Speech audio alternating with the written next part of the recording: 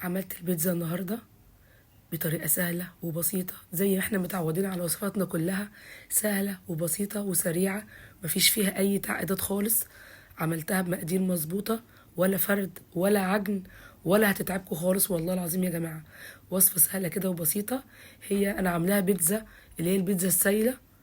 مقادير سهلة ومقادير موجودة في كل بيت. حاجة حلوة كده وطعمها تحفة، مش هتاخد منكم وقت خالص. عايزه اقول لكم طعمها وريحتها تحفه، مفيش اسهل من كده. يعني لو حبيتوا تعملوا بيتزا في اي وقت هتقوموا تعملوها، مقاديرها مظبوطه وسهله، ولا عجن ولا فرد ولا اي حاجه، هتطلع بالشكل التحفه ده. قبل ما نبدا بقى الوصفه كده نصلي على الرسول ونشوف عملنا الوصفه الحلوه دي مع بعض ازاي. جبت هنا بوله، نزلت فيها بحوالي كوبايه ونص من الميه الدافيه. بعد كده بنزل عليهم بحوالي معلقه ونص كبار من السكر. انا نازله هنا بكيسين من الخميره الفوريه عشان انا عامله صاج كبير. طبعا عايزين تقسموا نص الكميه هتاخدوا نص المقادير اللي انا بقولها. بقلبهم كده كويس مع بعض. بنزل بعد كده بعلبه زبادي كبيره.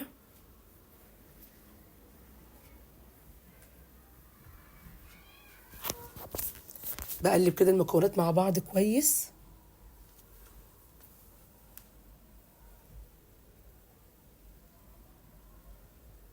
تمام كده. بنزل بعد كده ببيضتين وعليهم معلقه كبيره من الخل.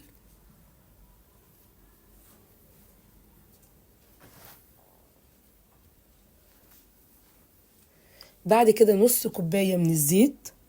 طبعا زي ما قلت لكم هتقسموا نص المقادير. نزلت هنا برشه من الزعتر، هتقسموا نص المقادير. انا هنا عامله عشان عامله صاج كبير، فانتوا هتقسموا نص المقادير. نزلت بشويه من الملح صغيرين. بقلب كده كله مع بعض كويس. وبنزل بقى هنا بحوالي 3 كوبايات ونص من الدقيق. 3 كوبايات ونص من الدقيق. بقلب بقى كده المكونات مع بعض كويس. الخطوه دي لازم اظبط فيها القوام بتاع البيتزا. بنزل، يعني انا نزلت هنا بربع كوبايه من الميه. طبعا ده كيس بيكنج باودر. وبنزل بمعلقتين لبن بودرة، وده اختياري. لو مش حابين لبن بودرة بلاش، انا بس بعزز الطعم بتاعها. دول معلقتين لبن بودرة. وبقلب مع بعض كويس لغايه ما اوصل لقوام معين هوريهولكوا دلوقتي. انا نزلت بربع كوبايه بس من الميه على المقادير دي. بس زي ما انتم شايفين كده ربع كوبايه ميه دافيه. بقلبها كويس، هتلاقوا المقادير معاكم اتظبطت بالظبط. طبعا هتقسموا نص الكميه تاني زي ما قلت لكم لو هتعملوا في حاجه اقل من كده. تمام. بصوا ادي القوام اللي انا عايزاه.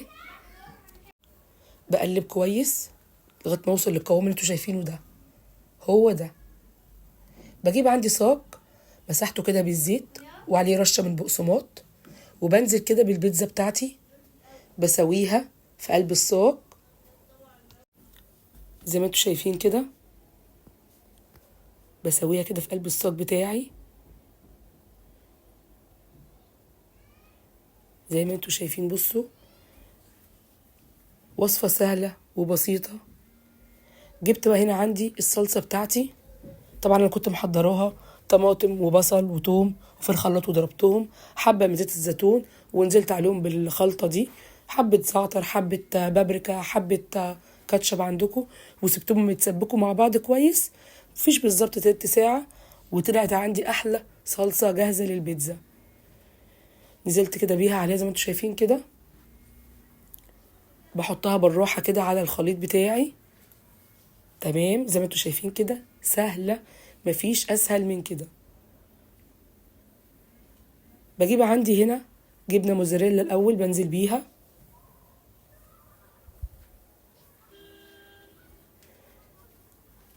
طبعا أي نوع جبن متوفرة عندكم وحابين تضيفوها طبعا بتضيفوها.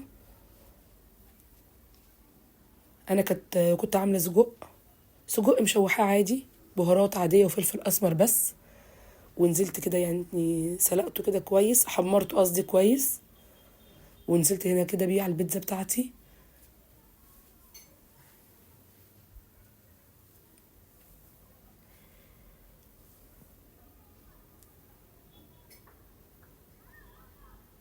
طبعا بظبط في كل الاطراف.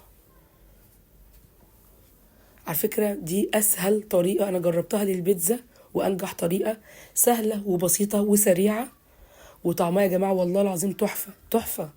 مفيش اسهل ولا اطعم من كده. وقطعت طبعا، كنت محضرة طماطم مقطعاها وفلفل، الحاجات المتوفرة عندكم حطوها.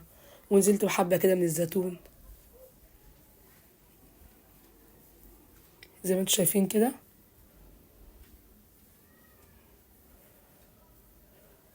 كنت مقطعة برضو طماطم، وقطعت فلفل اخضر.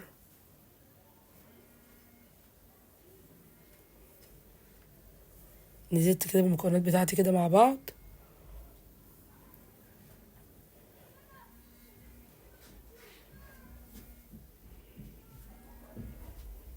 بحاول اظبط الصاج بتاعي طبعا من كل الاطراف وكل النواحي زي ما انتوا شايفين.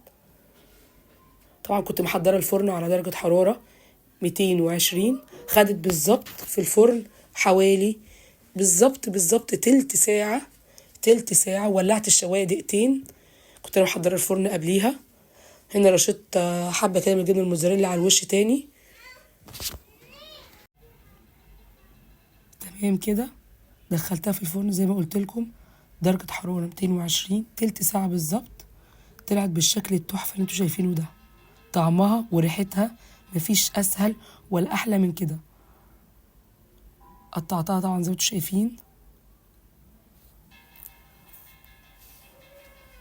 عايزه اقول لكم والله العظيم بجد يا جماعه، من احلى الوصفات اللي عملتها للبيتزا.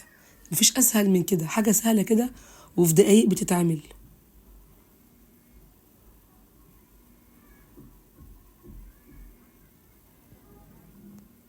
بصوا شكلها عامل ازاي.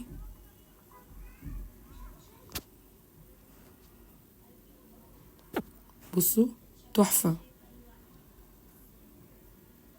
اتمنى لو الوصفه عجبتكم تدعموني بلايك وشير وكومنت حلو منكم. اشوفكم على خير. سلام.